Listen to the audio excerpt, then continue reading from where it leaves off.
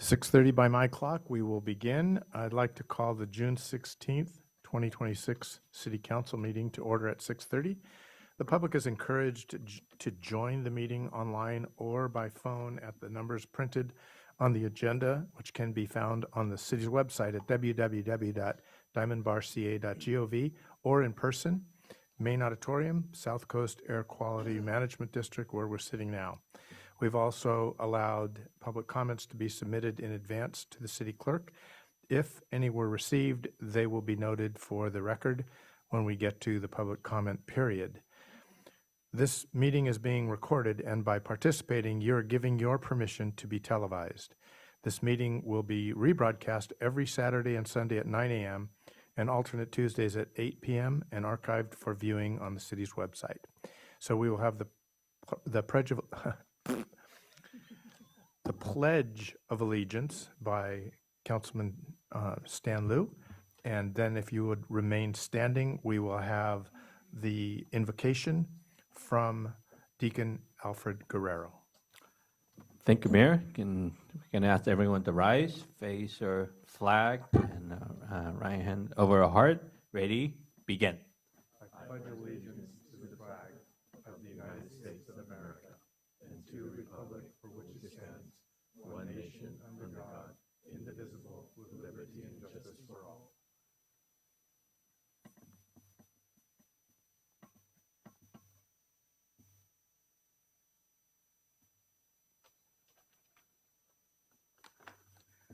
Good evening, everyone. Let us pray.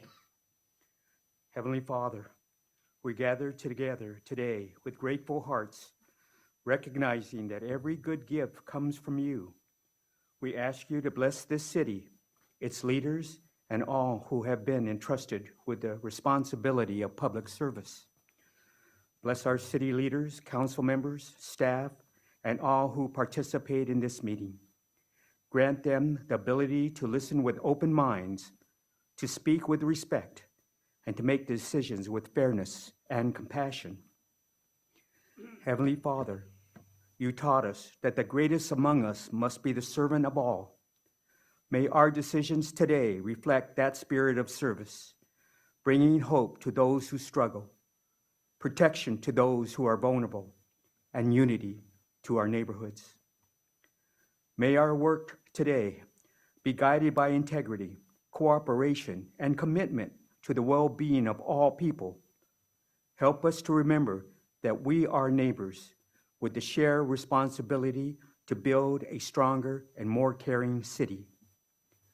We ask you to bless upon our city council members, our families, firefighters, and sheriff deputies, and all who live here.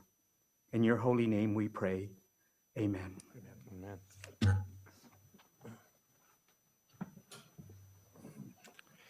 Thank you, Deacon Guerrero, for the invocation and for being with us tonight. City Clerk Santana, can you please call the roll? Yes, Mr. Mayor. Councilmember Chow? I'm here. Councilmember Liu? Here. Councilmember Tang? Here. Mayor Pro Tem Lo? Here. Mayor Tai? Here. That brings us to the approval of the agenda. City Manager Fox, are there any changes to the agenda?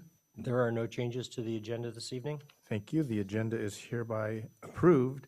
That brings us to special presentations. If my colleagues would meet us down here, and we will bring I was trying to think of something pithy, but I can just come up with City Manager. Join us.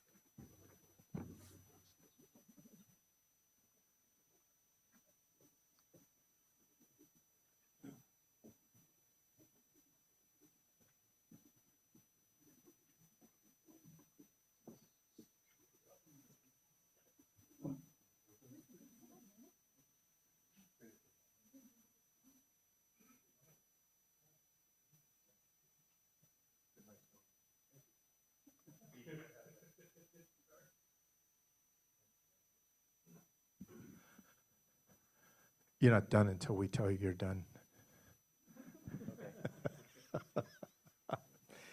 I wonder how many of these we've given out. Not that many. it, it's our way of saying thank you so much for everything you've done for us, for the 9 years that you've given us, the 40 years you put into the different companies, the different agencies. Thank you.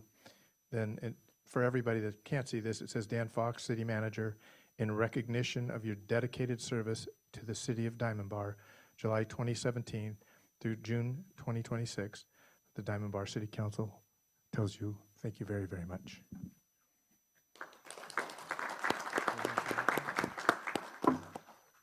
Well, Did you use it all up across the street? I did. Thank you. Thank you so much. As I mentioned earlier, it's been just an honor to serve this community for the past 9 years. Thank you to the City Council for all of the support and trust that you put in myself along with my staff. It really is the staff that gets a lot of the work done.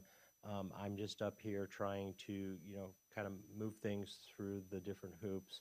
And I'm really happy and excited to be able to, that the council is going to be able to allow me to pass the helm to my Assistant City Manager, Ryan McLean, who I know will be able to continue all of the great things for the community.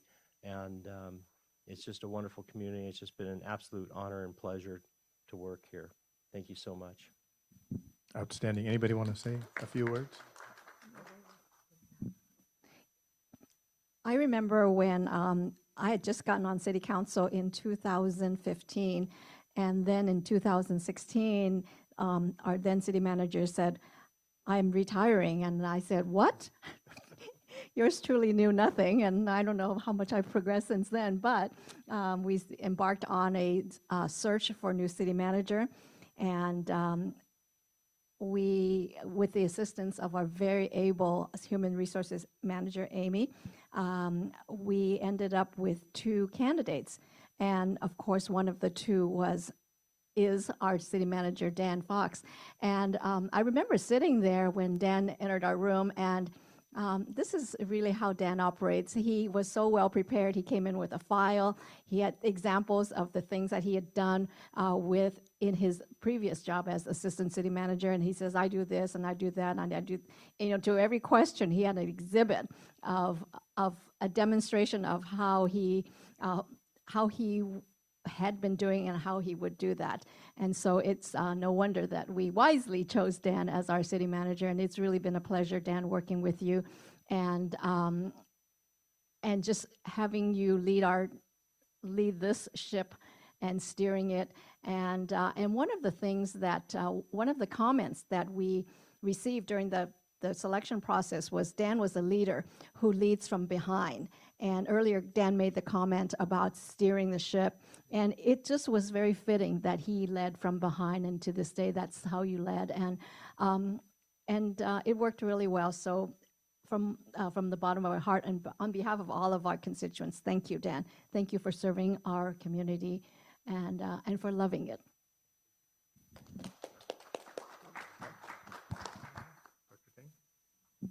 Thank you, Mayor. Dan, thank you, because I started as a new city council member a couple of years ago, and I remember we've been going through this telephone meeting talking about the city's business, and I think you have been very helpful to let me get to know a lot of city business and how the city is working. So I learned a lot from you. You're very supportive of me being a newly elected official here. So thank you very much for your support. Thank you for your contribution to the city. Thank you. Dan, as a resident of Diamond Bar, as a parent of a resident of Diamond Bar, as a council member, I thank you. And you've been wonderful in leading our city. And we are, all the time I feel like feel very, very blessed to be living in the city of Diamond Bar. And you've been steering our ship for the past 9 years. Thank you. And oftentimes when we talked about organizations, the organization adapts the personality of its leader. Our organization, we're very blessed to have the staff in here in our city of Diamond Bar. We're so humble, real prepared, and it just the heart is giving to our community, and that's coming from leaders such as yourself. Thank you so much, Dan. I wish you the best. I remember the conversation when you called, and I didn't tell you what I wanted to tell you. My first thing, I held it back, and I'm like, Dad, I'm very happy for you, but I'm not sure. I'm like, Dad, no, that was what I wanted to say. But it's, but I'm very, very happy for you, and we're very grateful for all you have given to our city and your leadership. Thank you so much, Dad.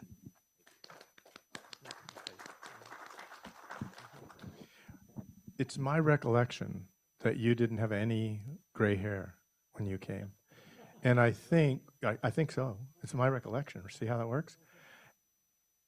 I remember getting on the phone a couple of times, driving around town, and saying to Dan, he's at the office, and I'm going to take care of this. I'm going to take this trash away. That there's nobody that I can decipher that is living here. I'm going to take it and I'm going to throw it away.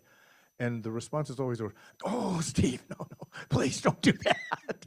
So therein lies the gray hair. So, but you know what? You survived. Congratulations. We're glad we had you.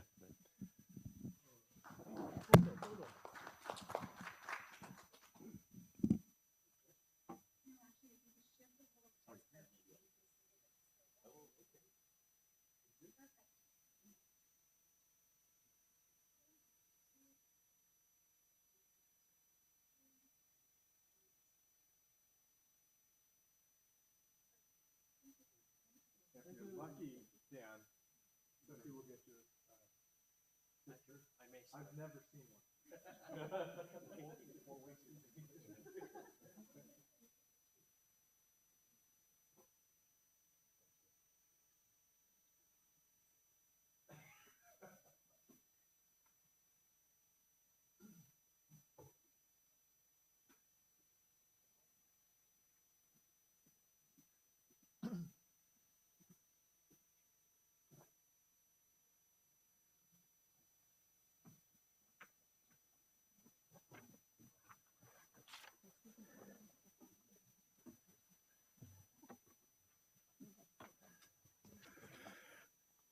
Okay, thank you for indulging. This brings us to public comments. Public comments is the time reserved on each regular meeting agenda to provide an opportunity for members of the public to directly address the council on consent calendar items or other matters of interest not on the agenda that are within the subject matter jurisdiction of the council.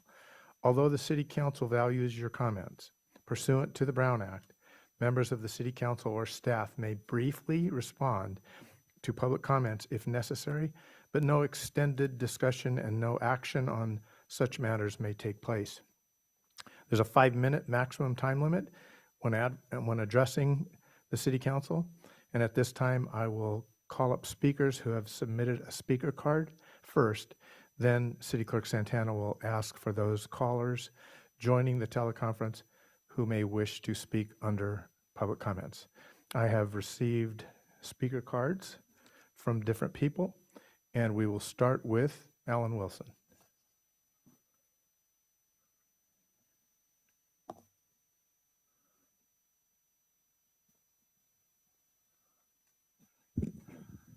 Good evening, Mr. Mayor, member of City Council. My name is Alan Wilson. I'm a Dunmore resident. I was very intrigued beginning with Mailer last week or 2 weeks ago about Preserve Diamond Bar. And I know the city is having a conversation about cutting services and so forth.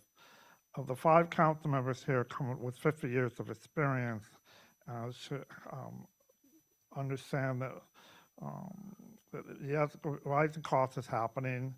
The structural deficits are there, but I have a couple of questions. Was there any hiring freeze? Was there any layoffs? Were there any COLA freezes? Was there any implementations of cutting the overhead expenses at the bus stops at City Hall? Yeah, residents are very upset in the community about cutting services in the concerts in the park and the Winter Park program.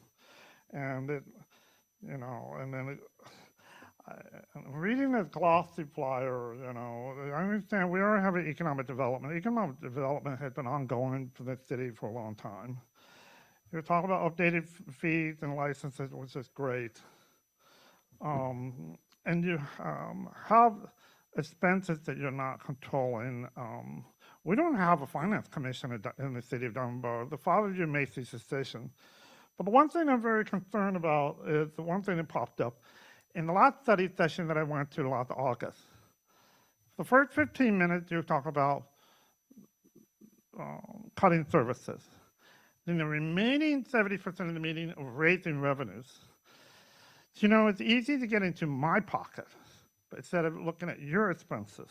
But this mailer here says here, revenue raising, potential local funding measures under discussion include business license tax, community facility district, a parcel tax. I just went to the community 20 years ago. I led a campaign to defeat Measure L that would have cost the Dunbar taxpayers $42 million. Good, thankfully, we defeat that measure by 72% of the votes. And there's a talk about a sales tax increase. LA County voters approved Measure EE. In Dunbar, we're going to pay over 10% of sales taxes. I don't understand for the life of me. How much more money do you want from the taxpayers of Dunbar? How much more do you want out of my wallet? You know, the government keeps growing and growing and growing to no end. I don't see any sacrifices. I don't see anything that's been coming from City Hall. And this lawsuit doesn't tell me anything. I just hope that the taxes are off the table because, you know, my home association had gone through dues increase that you would not believe. And I'm not the only one. You know, and, you know, you've got to do something and buckle up and take it with the ride, but just stay out of our wallets. Thank you very much. Thank you. Next, I have Bruce Chaitia.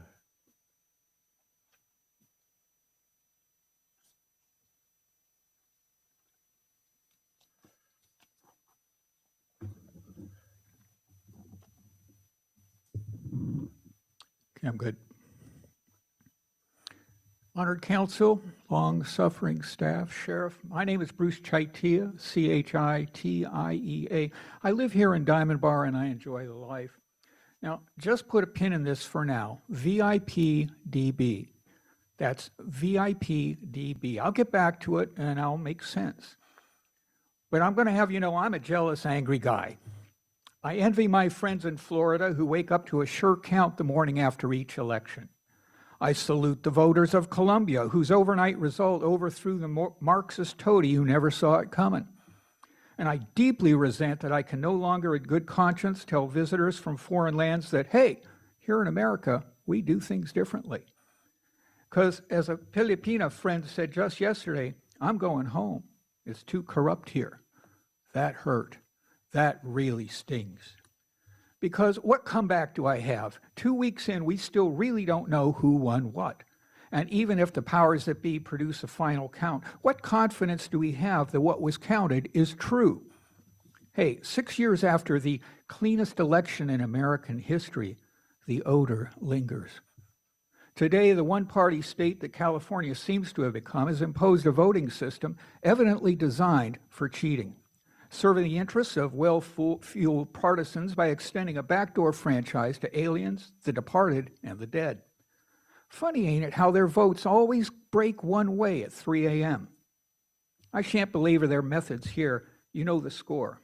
Because we now live with an unshakable perception that the system is rigged. So, again, VIPDB. We'll get there. Friends, this is personal for me. My bloodline survived centuries of serfdom and yoke to powers and majesties that extended to them fewer rights than they gave to their cattle. Their descendants escaped to the New World where their lineage fought wars across the centuries to free themselves, to free the slaves, and to extend those hard-won God-given rights to the people of the world. My great-great-grandfathers, my grandfather, my father, and recently our son, having braved the fatal muds and sands of kinetic foreign lands in this crusade, came to me in a dream and asked, well, son, we did our bit. What can I do? What can I do? And I woke up with, as an American, as a citizen, I can vote with my feet. I can walk them into a polling station on or just before Election Day, hold out my ID as a promise of change to come, and create actual proof that my ballot was cast in the presence of volunteers and dedicated citizens. I'll have prevented my vote from being lost or delayed in the mail. I'll deny early morning ballot dumpers the lead time to gin up their inventory of late arriving ballots. I'll have given them no opportunity to reject my ballot just because my hand can no longer make the signature it scrawled out decades before. They'll have one less ballot to prolong the count and one more vote, this time certain and true, in the bucket before the polls close. That's VIPDB, vote in person, Diamond Bar. Well, now that's just me. But what if the vast majority of citizen voters within the city went to the polls this way? What if 2 or more neighboring cities in a county did the same? What if 1 or more counties in the state, and so on? Vote in person in Diamond Bar. What if we citizens take up the only electoral weapon lawfully left to us and shake their world? What if the good citizens of Diamond Bar were to get that ball rolling? I don't know. Maybe somebody who hears this tonight can look me up. Maybe. Our Rotary, our Lions, our Kiwanis, and other community organizations have it in them to mount a real citizens campaign running into November.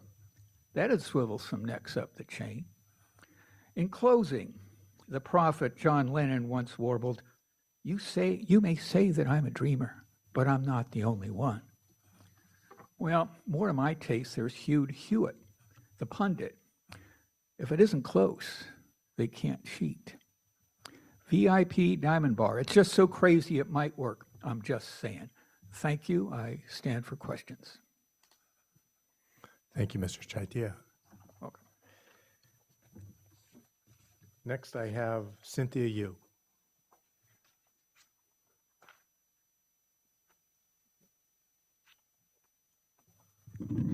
Good evening, Mr. Mayor, Mayor Pro Tem, council members, city staff, and members of audience. My name is Cynthia Yu from Diamond Bar Library. And before I begin our library updates, I want to take a moment to thank our city manager, Mr. Fox, as this is his final council meeting before a well-deserved retirement. I want to extend a heartfelt thank you from all of us at the library. Thank you, Mr. Fox, for your support of the library and its program over the years. Your support has really helped our library thrive and serve the community, and we wish you the best in your next chapter. Moving into our summer updates, during our summer celebration of reading, exploring, and discovery, read books, complete fun activities, and win prizes. You can sign up online at lacountylibrary.org or pick up a game card at Diamond Bar Library. The program runs until August 9th. We also have a fantastic slate of programs lined up all summer long. This Saturday at 2 p.m., we have a special Spanish-English bilingual story time for toddlers and preschoolers. Come enjoy books, songs, and feel-board stories while learning Spanish. On Monday, June 22nd at 4 p.m., teens are welcome to join us to learn the art of jewelry making. Observe a professional artist and then create your own jewelry. This program is sponsored by the Diamond Bar Friends of the Library. Have you ever wanted to travel back in time to visit ancient civilizations? No passport is needed for our Building Brick Time Travelers program. Kids aged 6 to 10 can use building bricks to recreate historical landmarks like the Roman Pantheon and the Great Wall of China. This program takes place on Tuesday, June 23rd at 2 p.m. and is also sponsored by the Diamond Bar Friends of the Library. If you have ever wanted to learn to knit but weren't sure where to begin, join us on Friday, June 26th at 11 for an adult knitting workshop. Learn the basic or get help with a project you are already started. This program is sponsored by the Diamond Bar Friends of the Library. Next, we have a Drone for Teens workshop on Monday, June 29th at 4 p.m. Come try your hand at piloting drones and learn all about this novel flying machine. This event is also generously sponsored by the Diamond Bar Friends of the Library. Finally, join us as we celebrate the world's biggest international soccer tournament right here at the library. On Tuesday, June 30th at 2 p.m., kids will be guided step by step through a fun project to sew their very own soccer ball plushie. We can't wait to see all of you at the library this summer. Thank you. Thank you, Ms. Yu. I have a card from, I think it's Mary Gonzalez. Mary Gonzalez? Go right over here. Thank you.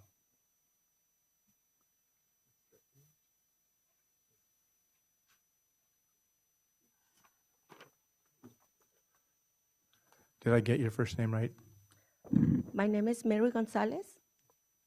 I live in Diamond Bar 24 years. I report on the police for a long time for violencia domestic. And the last day I hear the report for violencia domestica, the one misdemeanor, and I go on the police. I walk in your car. It's one ticket for me in Pomona, in Rio Ranch. And I go on the court for one ticket. I intimidate for, I think so, 20 minutes. I pay one ticket. And for a long time, I go on the police are not help me for nothing. My husband, I pick up my identity, my sign for a long time, 2019, one paper. The police no number for me, no nothing. And the last day, and the police, and I go on the police, the Walnut.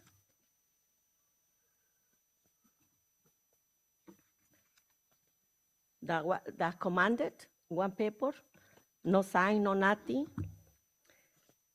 I no help me for nothing. This paper, no number, no nothing. The police, cuando es violencia doméstica, the police dice, I'm sorry, I know what you, cuando your husband broken you him, I broken everything. I no look in you, I'm sorry, Mr. Minor. And he gone for a long time on the police. I no help me nothing. Everything report, nothing for me. The last day, my daughter, I living con one police. The police I working in Chino. My daughter need pick out one paper in May 22, 2026. My daughter no go to my house. I need one report.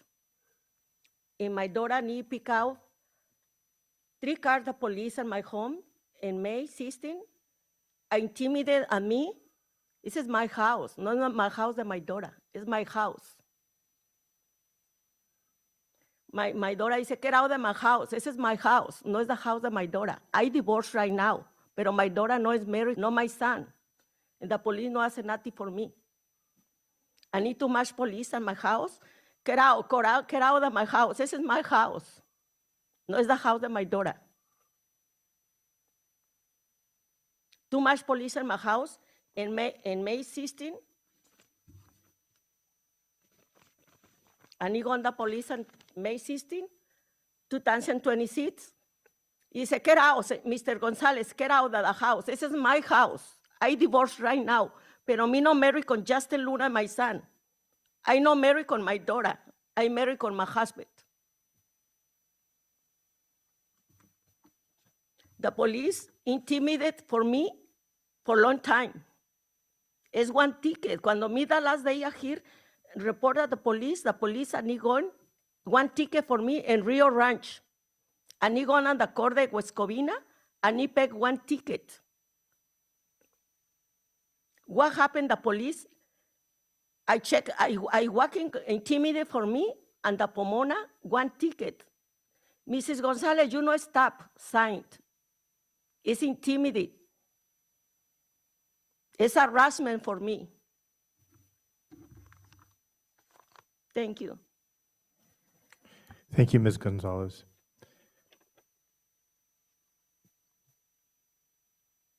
That's all the speaker cards I have here. Is there anybody else that would like to address the council?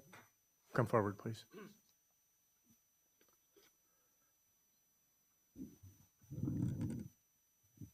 Good evening, Mayor Tai, City Council, members of the city staff.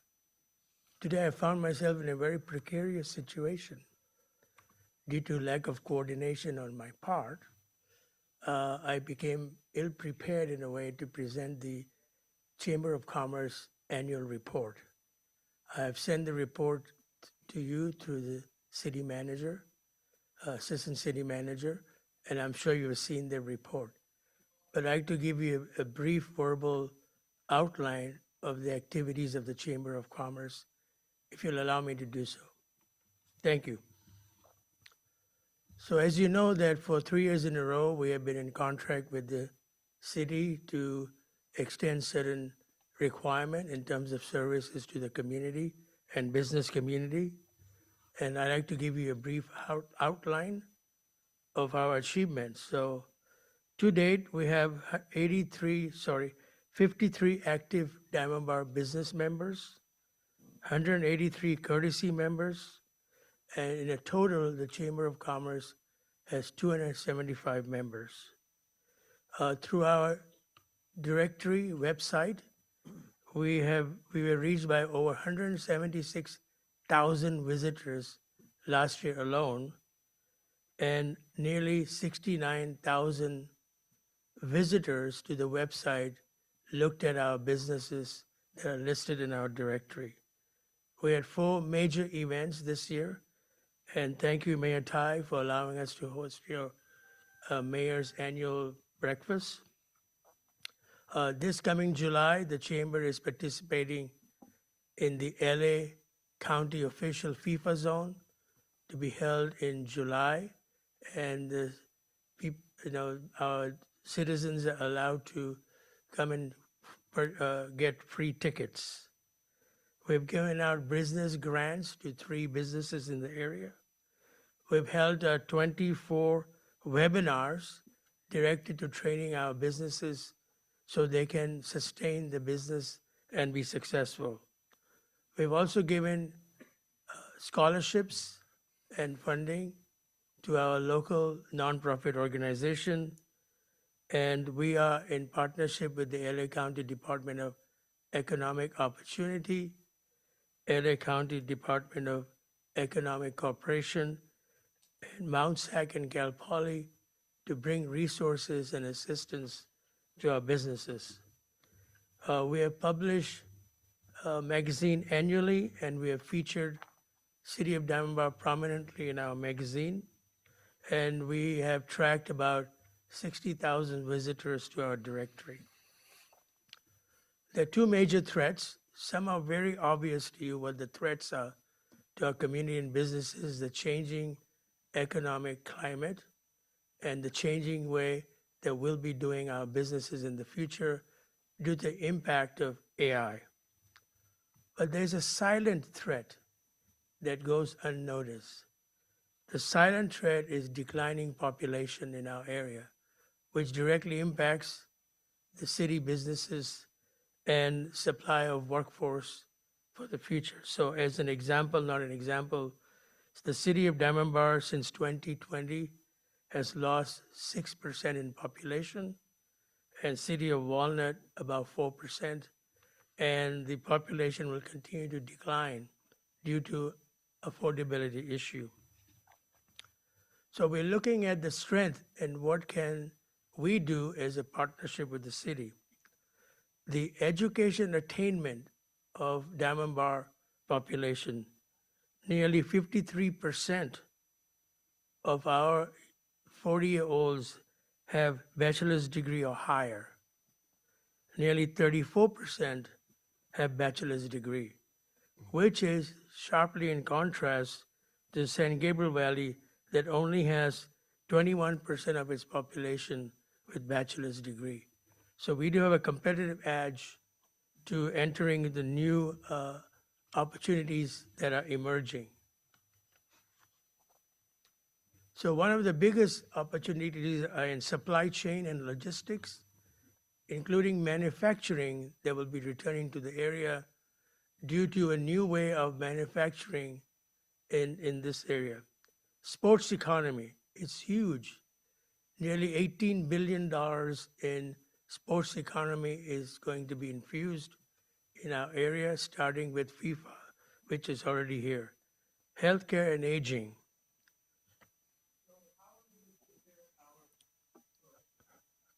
Mr. Amiri, that's the end of the 5 minutes. I have report that I've submitted, so appreciate you. Thank you very good. much. Thank you. Mayor, Yes. I realize public comment, but we do have a consent calendar item later. Are you staying for perhaps questions later for the consent calendar item? I will. Are you staying? Okay, so I'll save my questions for later. Okay, Great. thank you. Thank you. Is there anybody else that would like to address the council? Okay. City Clerk Santana, were there any emails that were received? No, Mayor, there were no None emails were received. reported. Okay, last opportunity.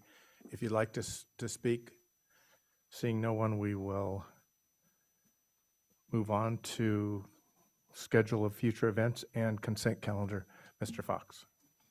Thank you, Mayor and Council. The Planning Commission will be meeting, the Planning Commission meeting scheduled for Tuesday, June 23rd has been canceled.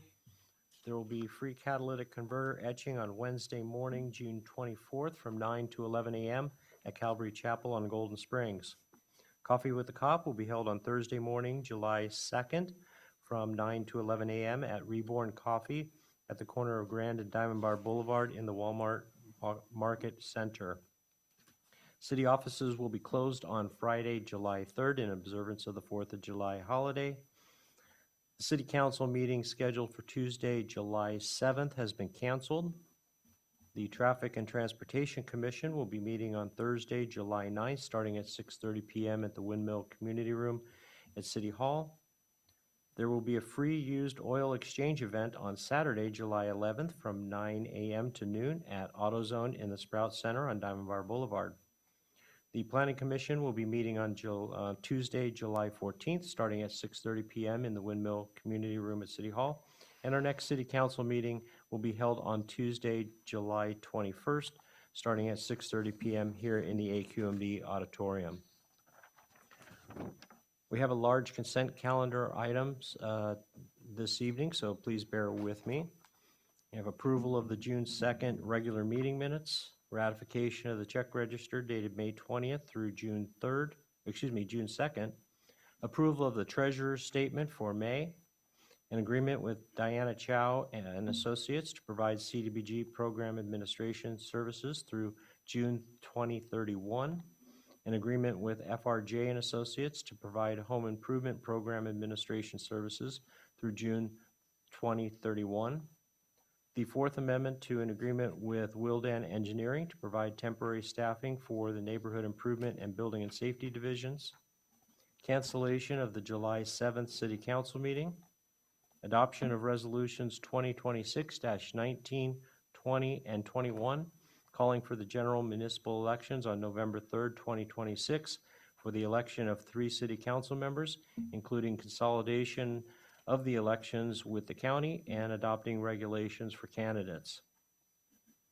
Adoption of Resolution 2026-22, approving a master lease agreement with Enterprise Fleet Management for fleet management procurement and servicing of vehicles. An agreement with the Regional Chamber of Commerce, San Gabriel Valley for fiscal year 26-27. A purchase order to the Dot Printing for printing and mailing services of the Diamond Bar Connection newsletter and the Rec Guide for fiscal year 2026-27. The First Amendment to an agreement with Ross Staffing Companies to provide temporary staffing for the Finance Department and the City Clerk Division. Adoption of Resolution 2026-23, approving the list of projects to be funded by SB1 for fiscal year 26-27. Adoption of Resolution 2624, approving continued participation in the National Intergovernmental Purchasing Alliance for the purchase of janitorial supplies for fiscal year 26-27. The Seventh Amendment to an agreement with Train US for building automation and maintenance services for the fiscal year 26-27. The Second Amendment to an agreement with EcoFert for landscape fertilizer services for fiscal year 26-27. The Ninth Amendment to the agreement with Exterior Products for lighting maintenance services for fiscal year 26-27. The Fourth Amendment to an agreement with CT&T Concrete Paving for road maintenance services for fiscal year 26-27. An agreement with MCE Corporation for landscape maintenance services in the city's landscape assessment districts through June 2030. Agreements for on-call traffic and transportation engineering services with Farron Piers, Iteris Inc., and Advantech through June 2029. Agreements for on-call geotechnical engineering services with Wilden Engineering, Nino and Moore, and Converse Consultants through June 2029. And agreements for on-call civil engineering, landscape architecture, and water quality plan check and inspection services with Canon Corporation, HR Green, Local Agency Engineering Associates, Tate and Associates, and John L. Hunter Associates through June 2028. An agreement with Prince Global Solutions for federal advocacy services for fiscal year 26-27. And the First Amendment to an agreement with Waterproof Technologies for roof maintenance services through June 2029. And that concludes the consent calendar for this evening. Thank you, Mr. Fox. Is there anybody that would like to pull anything off the consent calendar? Yes, Mayor, I'd like to pull 6.10, consulting service agreement with the regional chamber. Okay. Mayor, I'd like to pull item number 6.23, consultant services agreement with Prince Global Solutions. And I have an addition to add to the minutes for the previous meeting. I believe we had a public speaker by the name of Brian Ota. And I didn't see that on the minutes. So if we can just correct and add the additional speaker that we had for that evening. City Clerk? We will note that. Okay, for thank the you very record. much. Okay. For Councilman Chow, we're going to look at item 6.10. Thank you, Mayor. If I can invite CEO Aziz to come back up, just a few quick questions, if you don't mind.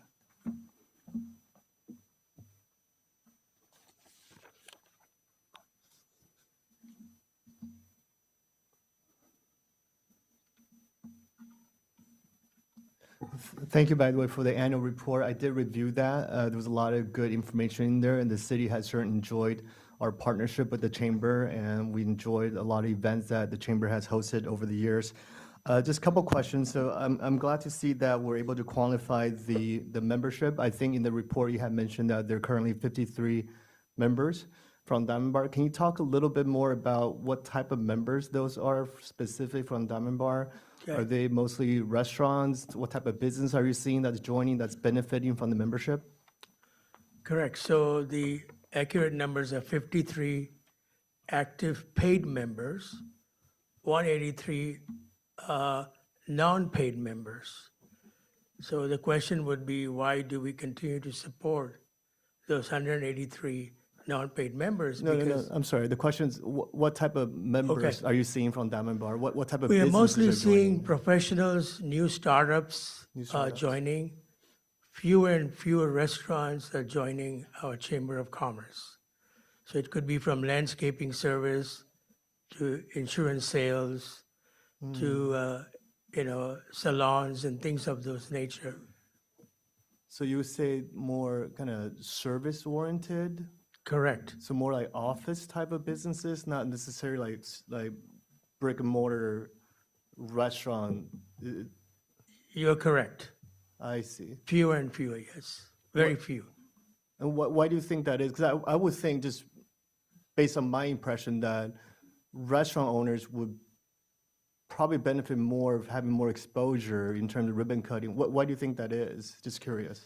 I don't know. I will just tell you from my direct context as an example.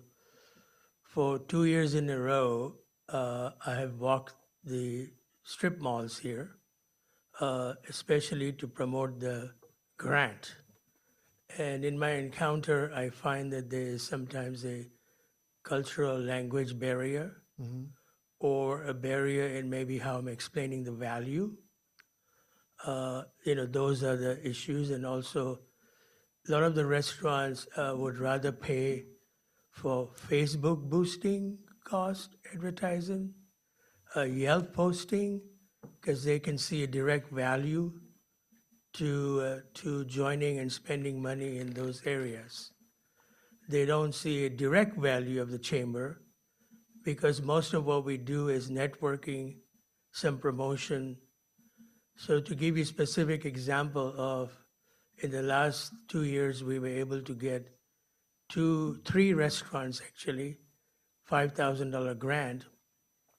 And after visiting with them post funding, none of those restaurants joined the chamber. So do you think the cost to join the chamber is prohibitive? What is the cost to join the chamber? For 1 to 5 employees, $195 a year. which is $195 a year. A year. And you find that to be prohibitive? I said I'm going to read from what they assume as a value. So I don't know why. I can only tell you what my direct encounter with people have been. Then I guess the question is then why are we not able to prove $195 of value to business owners so that they can join? Or they can justify in their own mind? Well, let me give you another concrete example. When the grant first started by the Restaurant Association, in cooperation with the city, this is going back 3 years ago, with partnership with our assistant city manager, we had a session and we invited restaurants to come and join us at a site with Bank of Computers where the Chamber of Commerce in the city can assist them in filling out the paperwork for the grant. We communicated. I walked the strip mall announcing, and there was 0 attendance. So here's an opportunity that was presented to them to qualify for a $5,000 grant. We set up everything in partnership with the city and the gas company, and there was no one showed up. Okay, well, that's unfortunate, but that brings me to my next question. So in the staff report, the chamber and the city is requesting a $12,000 appropriation from the council to support the chamber, and we have been doing that.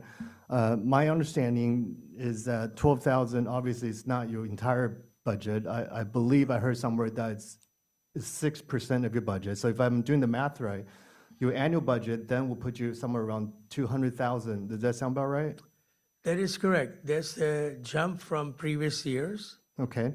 So in the previous year, the city's contract covered about 10% of our annual operating cost. Yeah. And, you know, as with every contract that we come across, it is our duty to take a look. Can you walk us through how that budget is spent in terms of how you're supporting Diamond Bar businesses with the budget that we're using to support the chamber? Okay. So I have a financial report in front of me. Thank you. Although I am not able to share the whole report with you, but I'll give you Just the part that's used to support our businesses in Diamond Bar. Okay, so $12,000 go to the general fund. The general fund supports the cost of the office, administration costs, and other services like paying for the website manager, paying to the accountant to keep our books. It supports the cost of travel to go to different sites for training costs. Those are generally where the city's fund supports. So I cannot say, okay, your fund supported exactly this, because it goes to the general fund. Okay. So events that we do, not all the participants in the events are paying guests. Some are non-paying guests. We pay consultant for training. Mm-hmm. So such as we had 8 sessions with a consultant to train our members how to apply for RFPs, contracts. We have those sessions. So we paid the consultant and the cost of the site, and we didn't charge anyone for those. I see. Last thing I do want to point out, and thank you again for the annual report. There was a lot of really good information in there that has to do kind of the entire region. That's really good information. But one thing I do want to point out is that if you look at the the numbers in Diamond Bar, 9 out of 10 businesses in Diamond Bar have fewer than 10 employees, and less than 96% have less than 20. So vast majority of businesses in Diamond Bar are by far and large, mom and pop businesses that have less than 20 employees. So I believe that as far as, from a policy standpoint, and I think from an activity standpoint, I think the chamber should focus more on kind of how to help businesses with less than 20 employees. And that would be things like, kind of ribbon cutting, kind of hyper local type of activities in terms of driving foot traffic to local retail plazas, helping business gain visibility, driving folks into the stores, networking events. I think those things would be more helpful in terms of helping our local business thrive. I think in terms of, you mentioned earlier about supply chain and manufacturing, sports economy. I think those things are great, but to be honest, for a city of our size, I think that's a little too grand. I think a chamber, to be effective in our city, I think we should focus a little bit more on kind of hyper-local type activities. I think we should maybe, a think tank type of scale is not, I think what we need is something a lot more hyper-local that will actually drive foot traffic into our shops. I think that will probably be a little bit more helpful to kind of what we're trying to accomplish. But the report is very helpful to kind of know what's happening on a kind of a regional level, and certainly being on the San Gabriel Valley Council of Government, we see that trend, and you came to make a presentation last time about the FIFA. I think that's great, driving kind of presence to on a regional level. I think that's very helpful. But going forward, I'd love to see more activities on a very hyper-local level. I think that will kind of go much further for our local economy. So again, thank you for the report. That's very helpful. Thank you. Thank you. Thank you for those comments and observation. Thank you. We'll work on those. That's the only question I have. Any other questions for Mr. Amiri? Stan? Thank you, Mayor. Thank you. Interesting. So from listening to the conversation and observing from what's happening, it's, as Councilmember Chow mentioned, that a lot of our restaurants, businesses are local mom and pop, which means they have that business owners that very many times are running the business itself, what we call it, working in the business. Yes. Even when the ones that are not, they have the employees that even the manager levels are working in the business. Correct. So perhaps that is why they're unable to take the time away and attend networking events, or even when we have an amazing speaker or a consultant that has very insightful information to share.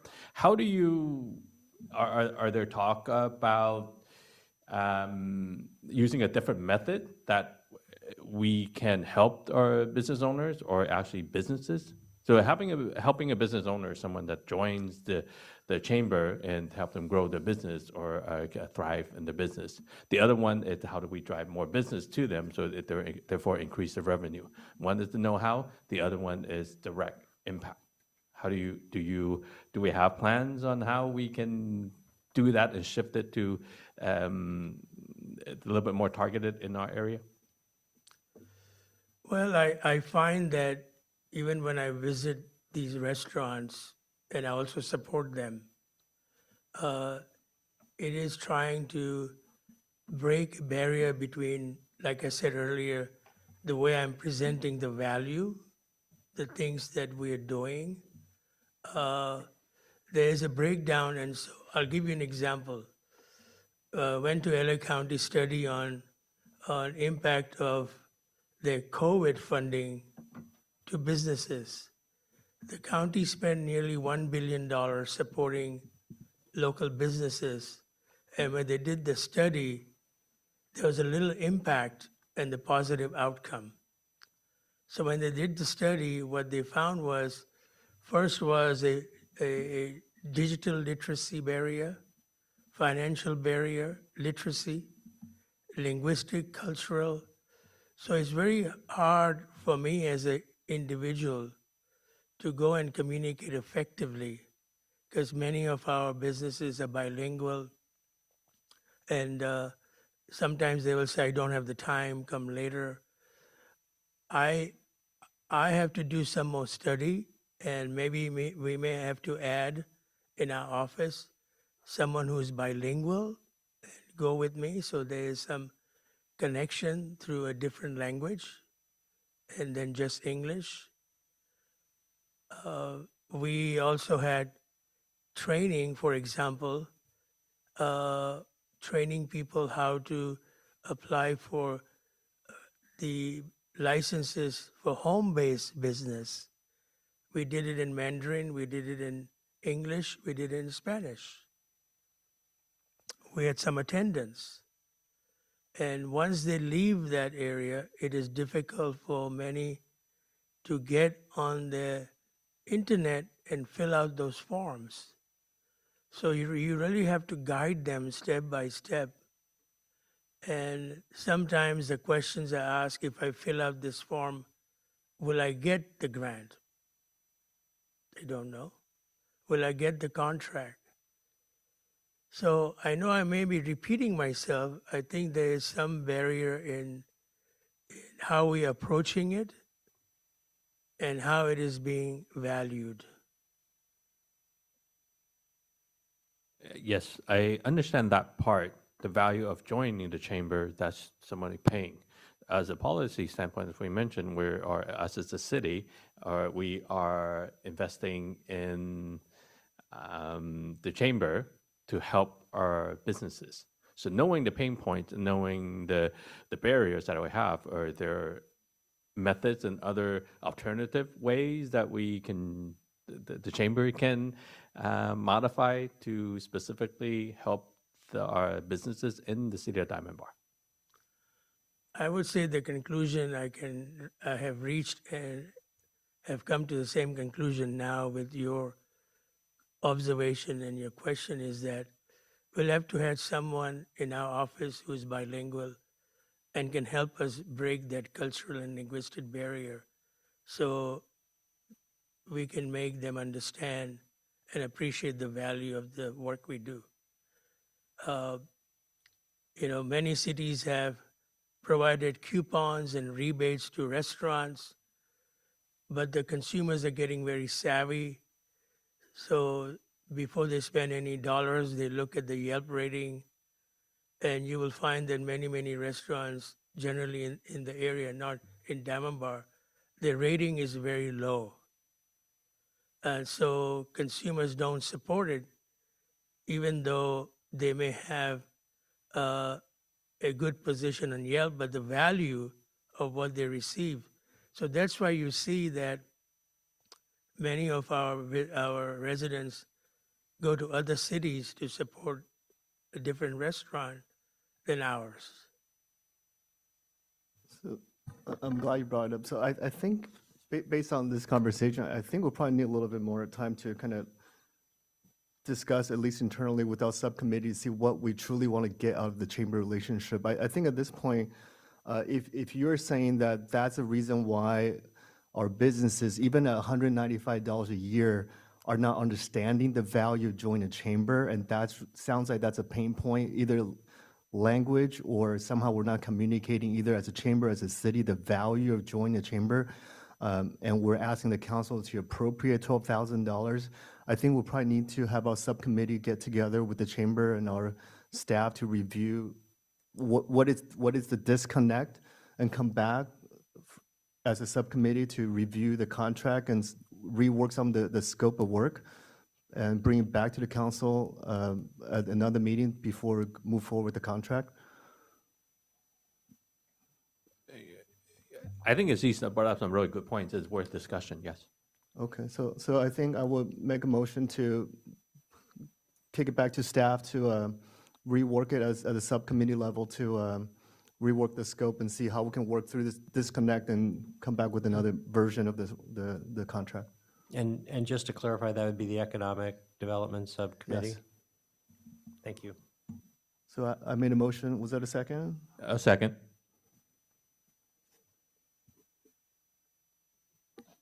City Clerk Santana, if you call the roll, please. Yes, Mr. Mayor. Councilmember Chow? Yes. Councilmember Lou? Yes. Councilmember Tang? I have a question. Are we voting for all the consent No, calendar? just 6.10. Just this one? 6.10. Okay, yes.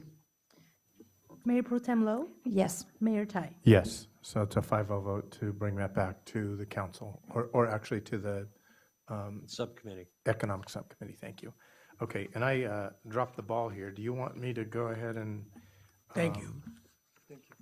Do you want me to go ahead and do 6.1 through 6.24, or should we wait till after we hear from Why don't we go through the Mayor Pro Tem Lowe's item, 6.23? Okay. and then you can vote on the remainder of the Very consent good. calendar at the end. Mayor Pro Tem. Thank you. Mayor, I'm like to pull number 6.23. This is the consultant services agreement with Prince Global Solutions. I thought that we were going to not renew this contract during our workshop, but I was corrected. And it seems to me, and I was corrected because I was reminded that last year at the budget section, this item had come up, and we had questions about whether or not to renew the this particular contract. Based upon the staff report that came with this item, this is a contract for advocacy at the federal level, and specifically, it would be to advocate with the federal government for funds and assistance with respect to public works projects. That means building our roads and mitigating traffic. The conversation last year, that when we talked about this, it was that we had received and gratefully received funds through networking and just the hard work of our representatives at the federal level, including our consultant here, to gather enough funds so that we can work on the 5760 project. And as everyone knows, that project is nearing completion. All the funds that we have gotten are about all that we can get. And even at last year's discussion, it was not anticipated that we would be actually able or be considered for additional funds at the federal level for infrastructure improvements in the city of Diamond Bar. So at that point last year, it was my recollection that we were on the verge of, oh, should we continue this contract or should we not continue the contract? Well, now it's a year later, our 5760 project is even more further along than it was last year, and the prospect of receiving additional funds on the federal level is probably even further away than it was last year. So I am just questioning whether or not we should continue this contract. The price is $50,000 for a 12-month period, and I would really like us to identify what we would be gaining to have this contract. What do we benefit from these monies? How does our city benefit in light of other things that we have deleted from our budget? So like the previous motion made by Councilmember Chow, I'd like to pull this item and have our staff go back and rework this and explain why we should, or maybe we should not continue this project.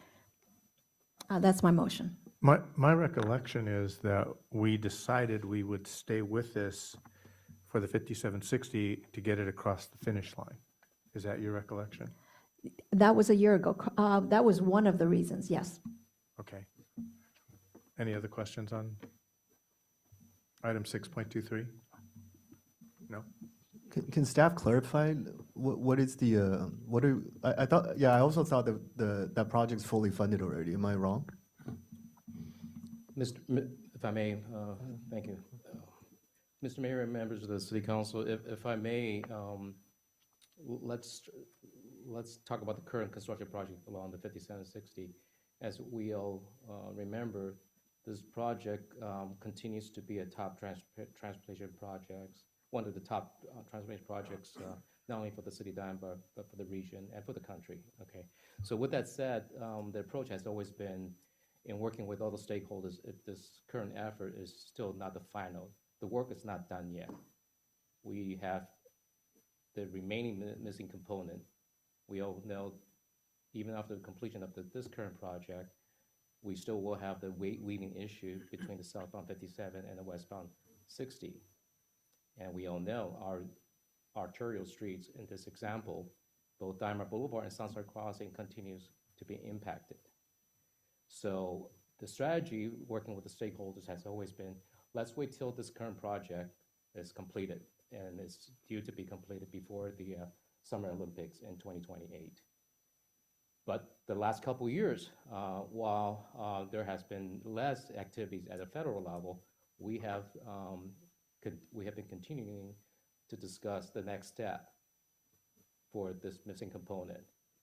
We've reached out to Caltrans, we've reached out to Metro, LA County. Everybody's telling us to just wait till the construction project is completed before we talk about the next step.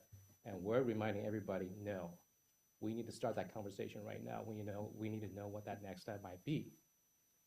From the county perspective, that project is not completed either. I will always remember everybody, the voters in LA County, when they passed Measure M, that was a complete project, meaning the big fix, the ultimate big fix. There's still money in Measure M when this project is said and done. So while the county is pushing this aside right now, I continue to work with Kevin and the state to make sure that there's ongoing discussions amongst the staff level. Kevin continues to, because of his relationships, he continues to dialogue and communicate with not just DOT folks.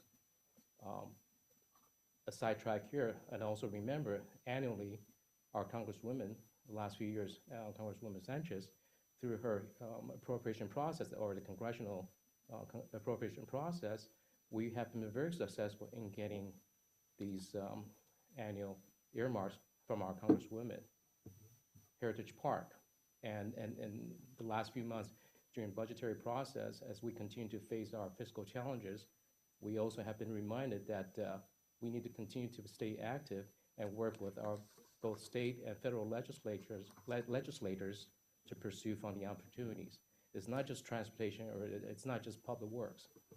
On top of our list right now, if we're looking at our capital improvement projects, we have the Stevens Field, we have Heritage Park. And Kevin is one of those links. He has working relationships with not just the congressional offices, but with courier staff and DOT and Department of Energy, HUD, and so on and so forth. Ultimately, council can make any decisions when it comes to any contractual relationships, but our recommendation is that unlike certain specific tasks, it's based on relationships, who you know and how you get that information, and it has to come in a very fast and timely fashion. We have been very fortunate to have that relationship with Mr. Jones, but also more importantly, his relationships with the federal government throughout the different level of government bureaucracy. But coming back to 5760, that project is not complete. That project will continue to have the one of the biggest challenges will be how to address the weaving issue on the westbound 60 when it merges with the southbound 57. The county knows it. The county is not acting on that right now. They want us to wait till 2028. So come 2028, or sooner than that, I'm hoping that we can get everybody on the same page, or at least come to the table with the federal government somehow supporting that they need to also address this biggest, one of the top truck bottlenecks in the country. Would you say that the advocacy effort for the current project, the 5760, was basically a 10-year effort? We didn't really have a timeline. As we know, we have been... I'm asking, did it take 10 years to get to the point to get some funding? Yes, approximately 10 years. Approximately 10 years. Right. So, so you talked about any remaining work that has to be done, westbound 60 with the weaving. It'll probably, in all likelihood, take another 10 years to gather enough funds and political power to actually do anything with something that's identified. I mean, would you agree with that? Yes, and that's why we have been, and within our resources, we have been preparing for what that next step or what that next solution could look like, or options. We've done supplemental needs study. We've collected certain field data. As an example, prior to the construction, we actually collected traffic data and did some modeling. We want to remind people, even when this project is supposedly will be completed to help with the Summer Olympics, the issues will continue to remain. This will still be a bottleneck. This will still be one of the top truck bottlenecks in the country. So we have, at a staff level, with the assistance from some of our consultants, we're preparing all the specifics that we could. But unfortunately, we just can't get the state or the county to the table because their priority right now is finish this current project, and let's hope that we will have somebody left to do something. We know that price tag is going to be very, very high, but on the design side of things, or on the technical side of things, we have been preparing a certain amount of information, and I'll be more than happy to share that information with you, including the work and the conversation I have had with the San Gabriel Valley Council of Government. I don't doubt that you've been working really hard, and I don't doubt that this is really something that we need to do, and it's all part of the work as part of the advocacy. But you mentioned Measure M, which is a state level, and you mentioned working with the county folks, and even the county tells you don't do anything until 2028, and you just mentioned that the county says, hey, we're not even going to talk. You're not even getting the county's attention until post-2028. And my point is, if we can't even get the attention of our county people and our state level, how do we really think that we're going to get anywhere with the federal level at this point for our project? I agree with you that the data that you're collecting and the work that you're doing to keep this relevant and to keep it alive is important for sure, because we don't want to break that. And my comment is that this particular consulting, it's really not going to be in a scheme of at least 10 years of advocacy, where in between now and 10 years from now, we're not even getting the attention of our local people and our state level. Forget it, we're not going to get anything from the federals. So why don't we take a break from this project for 2 or 3 years and then pick it up again when people are starting to talk? I don't think that we need to be spending $50,000 this year, $50,000 next year, $50,000 the following year to basically kind of keep the seat warm.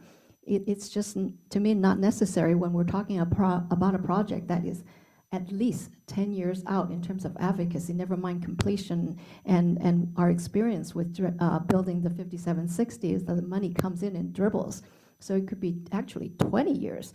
So we'll have 20 years of funding advocacy plus the 5 years before that to get the funding.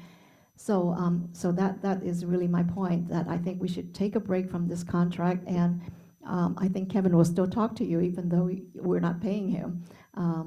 But just, trying to keep in contact, but we really do we really need to spend this particular money on this particular item?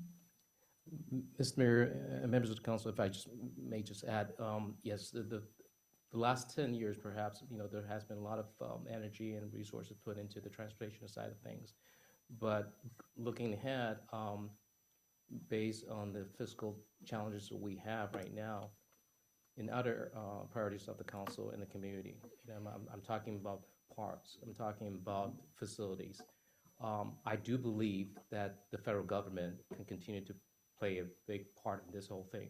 So as an example, in our staff report, we mentioned about the 1.2 million that's in the committees right now. And they're going through the approval process right now. This 1.2 million is going to help us build the solar carports and the EV charging stations here at the City Hall. The City Hall, remember we have the EOC. It's also a cooling center for the county. So the continuing partnership, hopefully, can help us look at opportunities from the federal government on these other needs or priorities. Transportation has always been the top priority, but I'm pretty confident that for the next 5 to 10 years, we will continue to need the federal government to pay for some of these things if we could.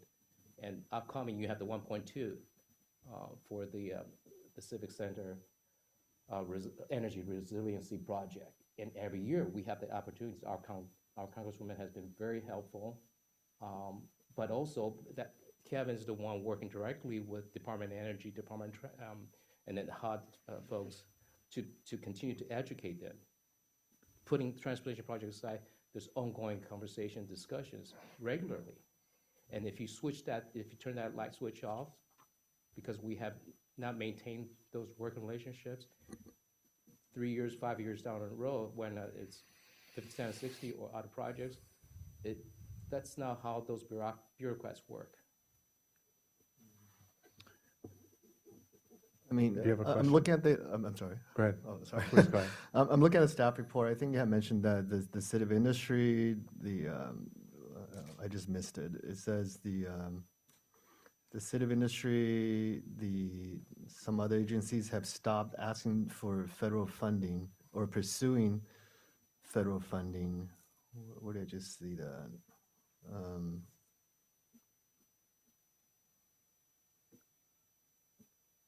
I just saw something.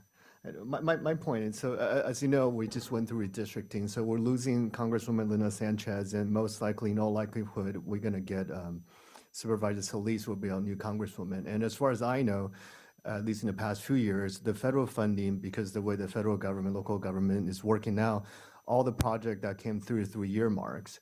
So I think through the lobbying process, I think the chance of us getting some sort of federal funding for community projects and be limited. I believe the funding that we receive through Linda Sanchez, Congresswoman Sanchez, was through earmark process. So I think moving forward, we have better chance lobbying directly with soon-to-be Congresswoman Hilda Solis. I do see where you're coming from. I think our success rate of lobbying directly with the federal government is going to be somewhat limited, especially through we're going to get a new Congresswoman. And because of the budget situation that we're in right now, I think it might be worthwhile to rework the scope of the contract. And I see your point that maybe turning it off completely is not a thing to do either.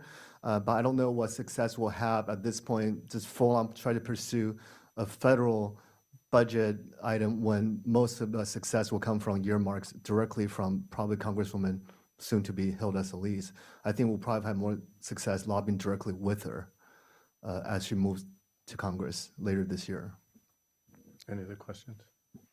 Okay, I heard you say something, David, about hope. We hope we can get this, and I've always felt that hope is not a strategy, right? But I will tell you this, and David, you would remember the dates when we,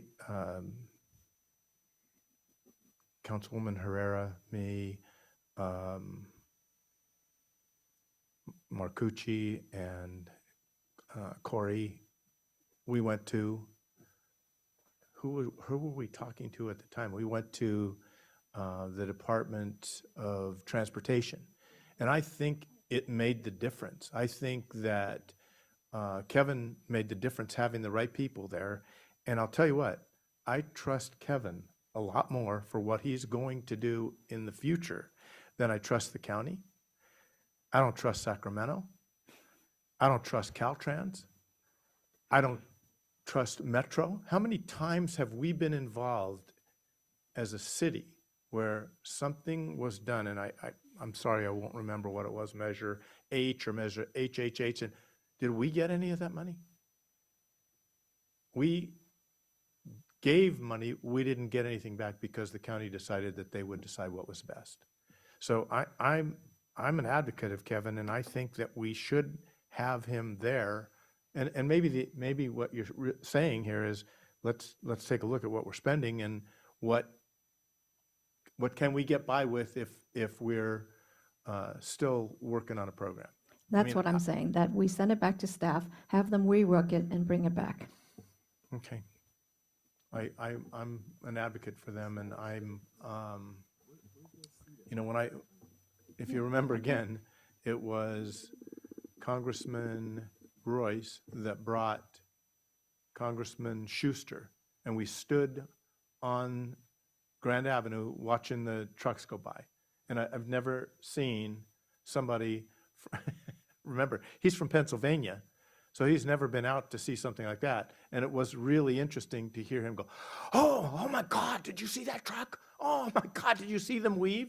They don't have a clue because they're in Washington, D.C. And what we need to take care, what we need to be on top of is when that opportunity presents itself and not, I just wouldn't be listening to the people that say, oh, don't worry, we'll do this after 2028. I got a better idea. Let's do it now. Let's continue to press on them now. And if we get to 2028, okay, let's move forward, but let's not stop. So you have a motion. Right, I have a motion. Can I hear, is there a second? What was your motion? Is to My motion bring is it back? to bring it back, to have staff look at this item again, rework it, possibly look at the scope and see what we absolutely need and what we can put off for the upcoming couple of years. Okay, so we have a motion from Mayor Pro Tem Lowe, I'll second. a second from Councilman Chow. Well, but I have a question. Oh, From go what I'm ahead. hearing, that the mayor is probably advocating for continue this relationship with Kevin Yeah, because I mean, he, if that was the motion, but that's not the motion now. And, It's not and the it motion. might, it might end up with, once that gets given to staff and comes back to us, it still might be, that's what we'll end up with, right? yeah, so what exactly that Councilmember Lowe want the staff to work on for the next step? Work on what? The I'm asking staff to relook at this and indicate in their workup, what exactly do we think we are getting for the monies that we are spending on this contract? What we think we can forego and still maintain the relationship? And going forward, where should we be on that? It's a deeper dive into this particular contract. So staff should probably work on the possible project that we can benefit, we can get some funding from federal. At Well, least Staff is going to work on the scope of the contract, what we should include, what we should not include, what do we really expect from this contract?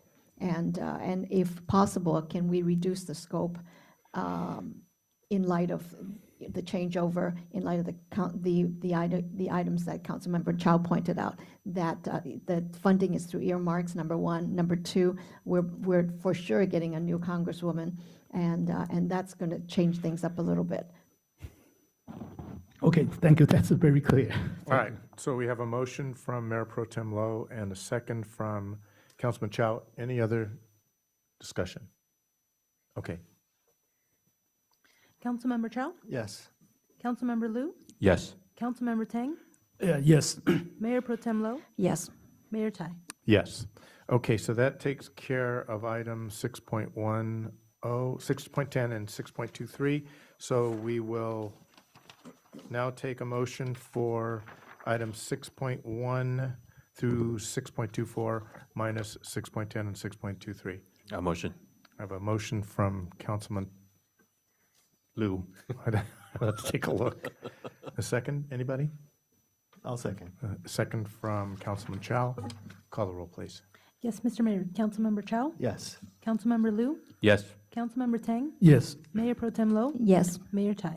Yes, thank you very much. That brings us to item 7, public hearings. First is 7.1, levying assessments on Landscape Assessment District Number 38 for fiscal year 2026-2027. Mr. Fox.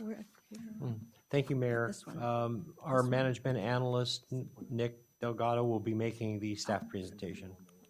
Thank you.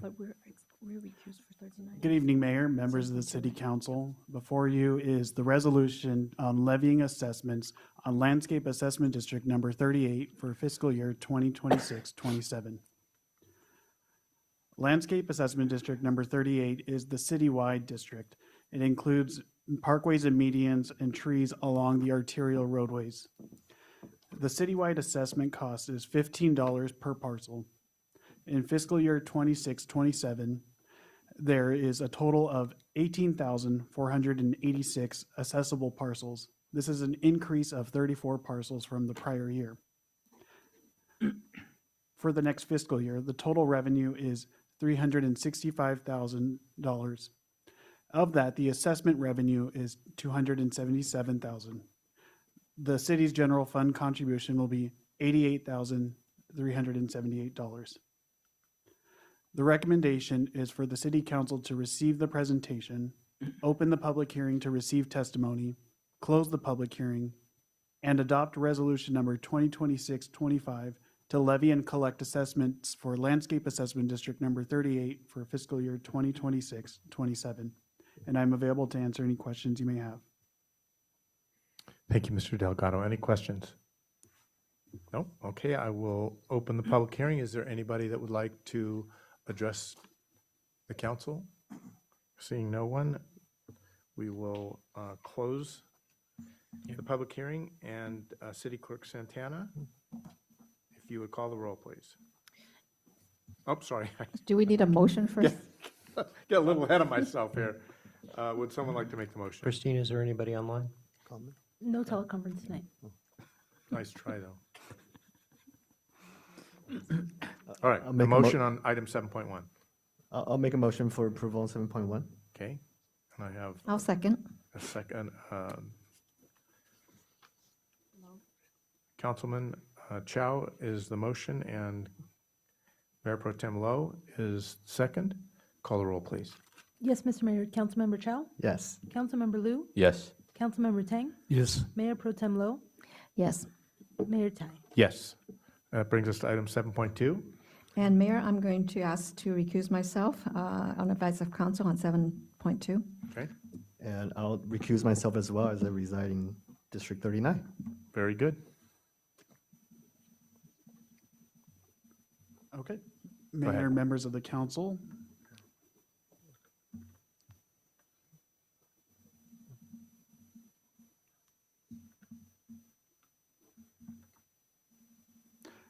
This item before you is the resolution levying assessments on Landscape Assessment District number 39, 2022 for fiscal year 2026-27. This landscape district is a residential district located in East Diamond Bar, geographically located north of Grand Avenue, adjacent to the Tres Hermanos Ranch property. This district includes landscape maintenance with 5 mini parks, trails, slopes, and brush clearance areas. The assessment amounts are based off of the benefit to each property. This district is divided into 3 zones. The assessment for Zone A is $583.63 per parcel. Zone B, $569.04 per parcel. Zone C, $539.86 per parcel. In fiscal year 2026-27, the total revenue is going to be $751,000. Of that, the assessment levy revenue is $708,000, while the city's general fund contribution is $42,600. This district has a capital reserve fund balance of $263,000. The recommendation to the city council is to receive this presentation, open the public hearing to receive testimony, close the public hearing, and adopt resolution number 2026-26 to levy and collect assessments for Landscape Assessment District number 39, 2022 for fiscal year 2026-27. And I'm available for any questions you may have. Thank you, Mr. Delgado. Okay, that brings us to opening the public hearing. Is there anybody else that would like to speak on this item? Seeing no one, I will close the public hearing. And would someone like to make a motion? Mayor, I like the motion. Okay. I'll second. Oh, that's easy. I have Mr. Liu and Dr. Tang. Call the roll, please. Yes, Mr. Mayor. Councilmember Chow has recused himself and left the dais. Councilmember Liu? Yes. Councilmember Tang? Yes. Mayor Pro Tem Lowe has recused herself and left the dais. Mayor Tai? Yes, so that item 7.2 is approved, 3-0. And can somebody bring them back? I'll go. Can I recuse myself now? Then I can Sure. switch over? Yeah. Okay.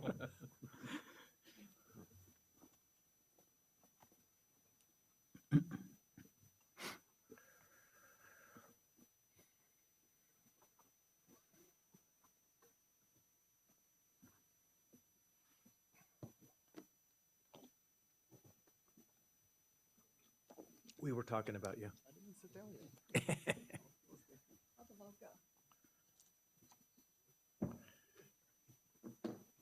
All right, that brings us to item 7.3, levying landscape assessment district number 41-2021.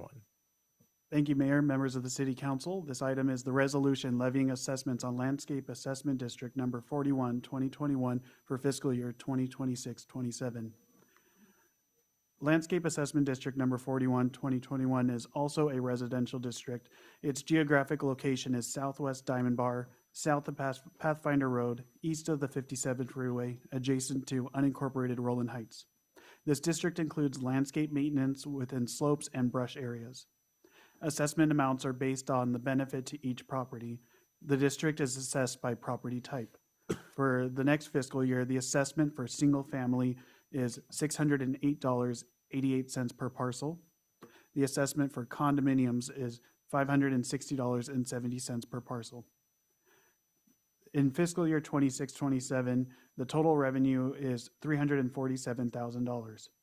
Of that, the total assessment revenue will be $330,000, while the city's general fund contribution is $17,400. This district has a capital reserve fund balance of $181,000. The recommendation to the council is to receive the presentation, open the public hearing to receive testimony, close the public hearing, and adopt resolution number 2026-27 to levy and collect assessments for Landscape Assessment District number 41, 2021 for fiscal year 2026-27. And I'm available to answer any questions you may have. Thank you, Mr. Delgado. Let me open the public hearing. Is there anybody here that would like to speak on item 7.3? Okay, seeing no one, we will close the public hearing. Any council comments or discussion? I have a question. Can you go back to the slide where you talked about the reserve? I think it's $181,000. $181,000. What's the plan for the reserve? Mayor and council, the city council already has programmed a capital improvement project, including the design and future improvements of Landscape Assessment District number 39, 2022 and 41, 2021. The available fund balance will include improvements to the slopes as well as any landscaping that this district maintains, as well as to cover any costs if the revenues generated by this district do not balance with the cost to maintain this district. But isn't that the point of the report, is to fix the price so that it maintains the funding that's required? Yes, So when what- possible. What do you mean when possible? Isn't that the whole idea, to make it work? When this district was reformed in 2021, the maximum allowable increase is 3%. If to maintain the existing level of service, and at the same time, if contract rates exceed 3%, there may be an offset. Okay, thank you. So one question. So there's a new state law that I guess recently passed that goes into effect January 2027 for non-functional turf. So would that impact our plan for this district at all? Mayor, members of the council, this scope of work includes replacing non-functional turf. That'll be part of the immediate phases of the project. It would. Okay, perfect. Thank you. Any other questions? Okay, I would consider a motion. I'll make a motion to approve item A and B. I'll second. Very good. So I have Mayor Pro Tem Lowe and a second by Councilman Tang. Thank you. City Clerk Santana, please call the roll. Yes, Mr. Mayor. Councilmember Chow? Yes. Councilmember Liu recused himself and has left the dais. Councilmember Tang? Yes. Mayor Pro Tem Lo? Yes. Mayor Tai? Yes. So item 7.3 passes. Thank you very much. All that business is taken care of. That brings us to council consideration, 8.1, employment agreement with the new city manager, Ryan McLean. Mr. Fox. Our city attorney, Omar Sandoval, is going to make the presentation. Very good. Thank you. Mayor, members of the City Council, before you are two items for the City Council to consider. The first one would be the approval of the agreement with the city manager with Mr. McLean to become effective July 1st, 2026. State law does require that we put the following information into the record, and it's basically a summary of the terms of the agreement. As I indicated earlier, the agreement with Mr. McLean would become effective July 1st, 2026.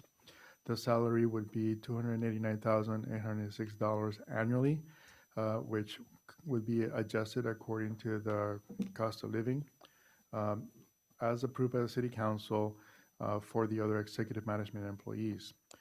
He would also receive a $750 per month car allowance and $15,000 in deferred compensation annually, and will receive the same retirement, vacation, and medical benefits provided to other city executive management employees. In order to enable the $15,000 in deferred compensation, an amendment to the city's 401A plan with Mission Square is required to add the city manager as an employee able to participate in that plan. So the staff recommendation is for the City Council to approve the employment agreement with Ryan McLean to become city manager beginning July 1st, 2026, and to approve the amendment and restatement of the Mission Square retirement purchase plan agreement, the 401A plan, and authorize the city manager, Dan Fox, to execute the agreement before he actually retires, hopefully before June 30th. And that's the recommendation. I'm happy to answer any questions that you may have. Any questions? I want to know if Dan's execution of that contract is discretionary or is it mandatory? Yeah, he's got a lot of work. It's going to be mandatory because the City Council is going to direct, so. Okay. Wow. He told us off. He did. Excellent. Very good. Any other questions? Stan? No question. Oh. I was going to motion. Oh, very good. So are there any public comments on this item? Okay, seeing no one, we will close public comments. And nobody here wants to have anything to say. Who would like to make the motion? I heard Councilman Liu. Second is Mayor Pro Tem Lo. Lowe. I'm helping you with that name, you see. City Clerk Santana, please call the roll. Yes, Mr. Mayor. Or the vote. Councilmember Chow? Yes. Councilmember Liu? Yes. Councilmember Tang? Yes. Mayor Pro Tem Lo? Yes. Mayor Tai? Yes. Guess what? Congratulations.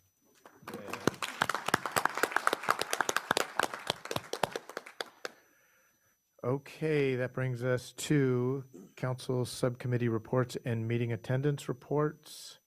I'd like to hear from Councilman Tang. Thank you, Mayor. We attended the wine soiree last week, and it was a wonderful event. The attended people had a lot of fun, and I think it was successful in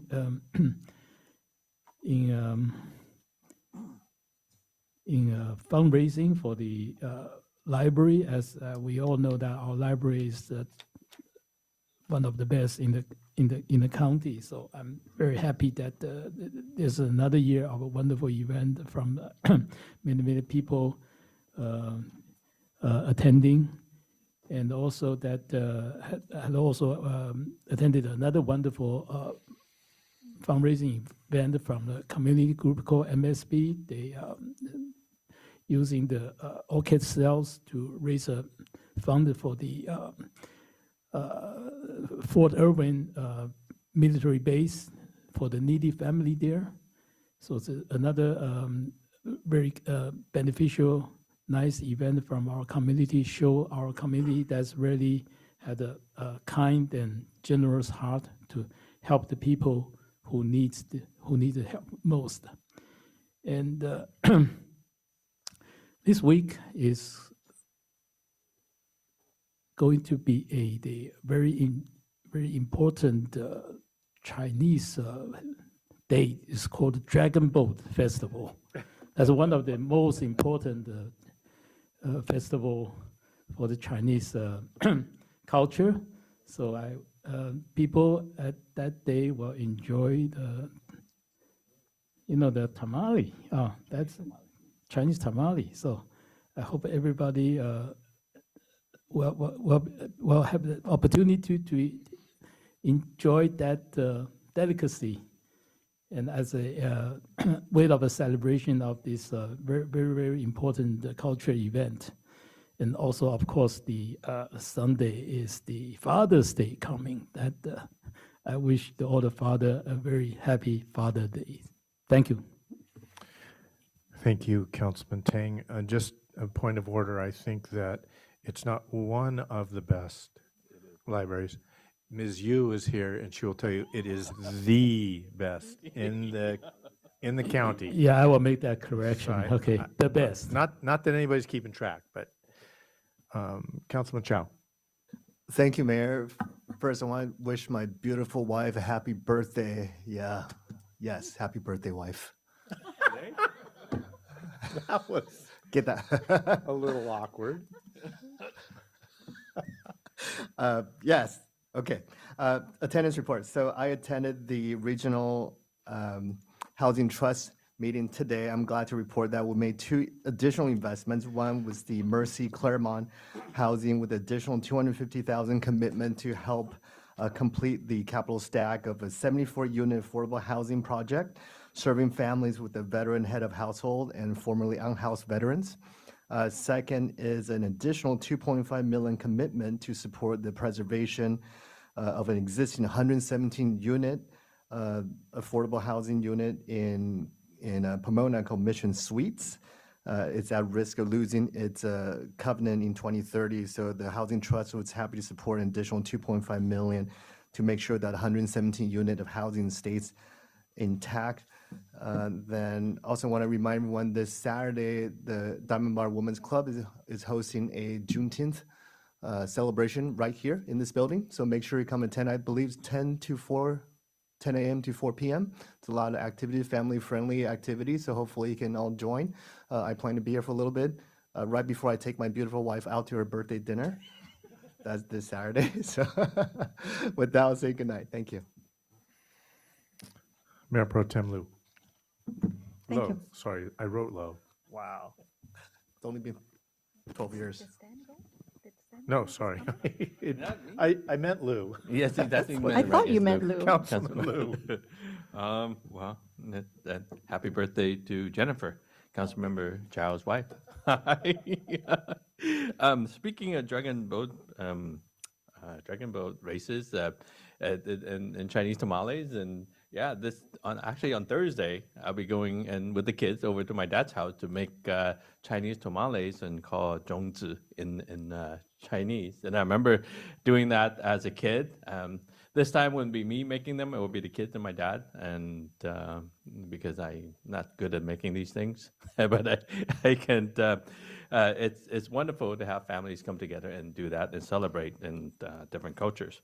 I'd like to thank staff for the wonderful presentation. I attended the Greater LA Vector Control. We talked about mosquitoes, and there's still mosquitoes in the summer, and it's a good reminder to empty out any standing water in the pots and certain things that although it's not raining, but sometimes we put it in our watering pots, plants, and we forget the water is there. So it's good to check and empty that out. And I'd like to congratulate once again our Mr. Dan Fox, and thank you. And thank you so much for your what you have contributed to our city. And I thank you for your mentorship to our staff. So speaking of mentorship, congratulations to our new city manager, Ryan McLean. And I'm very proud to be a Diamond Bar resident. I'm very proud that our Our new city manager, Mr. Ryan McLean, that's grew up in Diamond Bar. We have many conversations of how we had, the experience is him living grew up in a city, and we talked about although I did not grow up and didn't have a chance to grow up in the city, but my kids do, and many of our kids are growing up and they're friends. So thank you so much for your big heart in our city, and I'm very happy and proud that we're promoting from within. We also often talks about being an employer of choice, and this is a very good example of being able to promote within and really mentor, such as Mr. Tim Fox has been doing with our staff. Thank you for that. And then happy Father's Day, happy early Father's Day, and a happy early 4th of July. And please celebrate responsibly. Thank you so much, Mayor. And with that, I say good night. Mayor Pro Tem Lowe. Got it. Thank you, Mayor. It's always sad to say farewell to someone that we've worked with and we admire and just respect and get along with, but farewell we must say. So, Mr. Fox, thank you really for your service, and it was very exciting hiring you and just really wonderful working with you over the past 9 years. And we just really wish you a fun next chapter as you enjoy your sailing and traveling and seeing your family, probably more than you have now. So thank you, and really well done. Well done for our city. And welcome and congratulations, Mr. New City Manager. Really excited to have you as our new city manager. Don't know what the outgoing city managers left for you, but we know you can handle it. And I just think that you have a really great team supporting you, and it's just really one of the wonderful assets that we have in our city. It's just the great team that works across the way, and the diligence and love for our city every day. So thank you, and to the rest of the team. And thank you to our community as well as our members of this dais for your support with the Friends of the Library. I just want to say that I personally witnessed Councilmember Tang enjoying himself at the wine soiree. I did. As well as the mayor and, of course, our other members. So thank you very much for your support. It was very successful, and we continue to support our library because it is the best library in the city, in the county. And happy Father's Day to our audience and the audience at home and the fathers in our community. Your impact is more than you know, and your lasting effect on your children is more than you can ever appreciate. So thank you, and continue doing it, even though the job is hard. With that, I'll say thank you and good night. Thank you very much. And now the end is near. I'm sorry, I'm going to stop right now because I was thinking of Sonny and Cher where the beat goes on, but it's not going on anymore. So thank you very, very much for all that you've done for Diamond Bar. Thank you for, you appreciate a city manager when you see him at all the things that we do in the city, and you've always shown up. So thanks very much. Enjoy your retirement.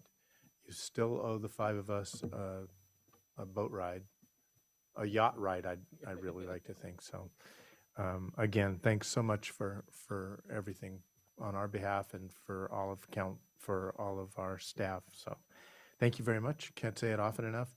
With that, at 8:19, I'll say good night and God bless you.